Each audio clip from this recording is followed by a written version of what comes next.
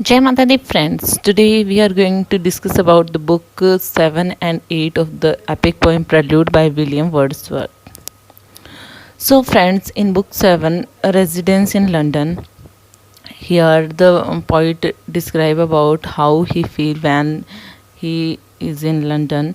Wordsworth left Cambridge for good and moved to London. After his adventures in Europe, we learn that Wordsworth is not returning to college and determined to live in London.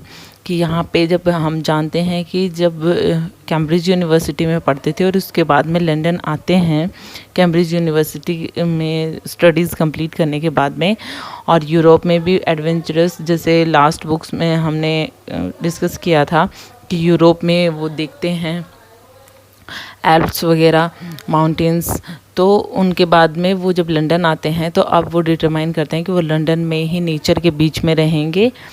So here Wordsworth describe his love for theatre, explaining that fictional work often better stimulate people's imagination than real objects.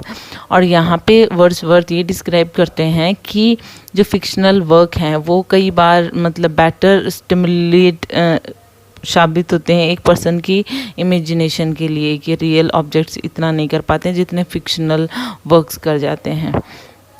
तो इसमें detail में वो कहते हैं कि urban life so different from nature and shows all aspect of street fairs, theaters, stores, churches and the multitude of daily life at that time in 1795. तो यहाँ पे अर्बन लाइफ को थोड़ा और डिफरेंट वो बताते हैं, नेचर से डिफरेंट बताते हैं, ऑल एस्पेक्ट्स जो होते हैं उनके अर्बन लाइफ के वो बताते हैं, स्ट्रीट फेयर्स और इन सब के बारे में भी डिस्क्राइब करते हैं. तो there is a continual contrast of the imagination with reality. He describe the wonder of the museum and the art gallery. He tells of some of the sculpture and scale model he has viewed. He enjoyed the theatre, a description of St. Bartholomew's Fair. He skillfully evokes the color of a grand pageant.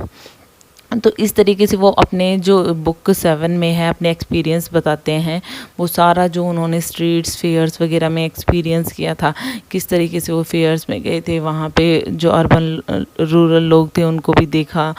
तो वो सारे experiences इस book में वो share करते हैं अपने, कि किस तरीके से उन्होंने थिएटर को एंजॉय किया. सेंट बार्थोलोमेव फेयर के बारे में भी वो बताते हैं. फ्रेंड्स, ये भी हैं हमारे सिलेबस में बार्थोलोमेव फेयर. तो इस तरीके के जो फेयर वगैरह होते हैं उनको भी इन्होंने काफ़ी अच्छे ढंग से डिस्क्राइब किया, कि मतलब उन्होंने एंजॉय इन सबको लंदन में रहते हुए.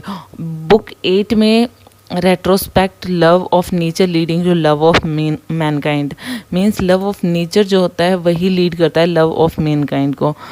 तो इसको रेट्रोस्पेक्ट मतलब पुनरावलोकन, मतलब इस चीज़ को वो साबित कर रहे हैं.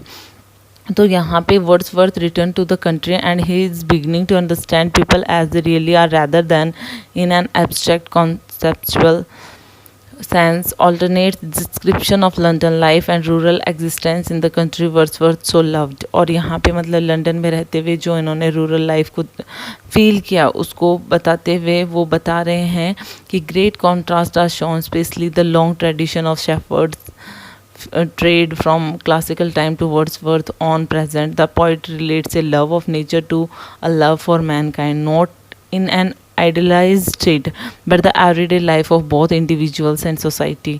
कि यहाँ पे जो पोइट है वो ये कहना चाहते हैं कि लव ऑफ नेचर होता है वही love is to a love for mankind, कि इन दोनों चीज़ों को रिलेट कर रहे हैं ये, कि जब नेचर से लव होता है इंसान को तभी मैनकाइंड से लव होता है उसे. तो ये सिर्फ आइडलाइज्ड स्टेट के लिए नहीं कह रहे, जबकि मतलब इंडिविजुअल और सोसाइटी मतलब एवरीडे लाइफ में हम इसको रख के देख सकते हैं. He returns to praise of nature which first open his eyes to beauty. He speak of his home as a paradise and the young poet admired the shepherd as a symbol of man's stature. Through his time through him he came to love human nature as a whole, because these people were not called upon to exploit one another. they were free from the meanness and greed exhibited by others in society। और यहाँ पे जो point हैं ये भी कह रहे हैं कि जो लोग होते हैं जो नेचर से जुड़े हुए होते हैं, उन मतलब जो अच्छे होते हैं, रूरल लोग होते हैं कई बार, तो वो भी बहुत अच्छे होते हैं। किस तरीके से कि जो लोग होते हैं वो जो रूरल जो लोग होते हैं वो एक दूसरे से इस तरीके से जुड़े होते हैं, मतलब बाय हार्ट जुड़े रहते हैं। उनमें मीननेस नहीं होती है, मतलब नीचता नहीं होती है उनके अंदर, ग्रीड नहीं होती है। तो इस तरीके से मतलब वो जो लोग होते हैं वो बहुत अच्छे होते हैं, उनका नेचर अच्छा होता है। तो इस तरीके से मतलब एक दूसरे को एक्सप्लॉइट करने की कोशिश नहीं करते हैं, ये सब बताते हैं। Until he was 22 nature was more important to him than humanity. और 22 के होते हैं पॉइंट जब तक उनका जो नेचर है वो बहुत ज़्यादा इम्पॉर्टेंट हो जाता है उनके लिए। Then his imagination try to express itself in poetic form. Every fact of nature was transformed through his fancy.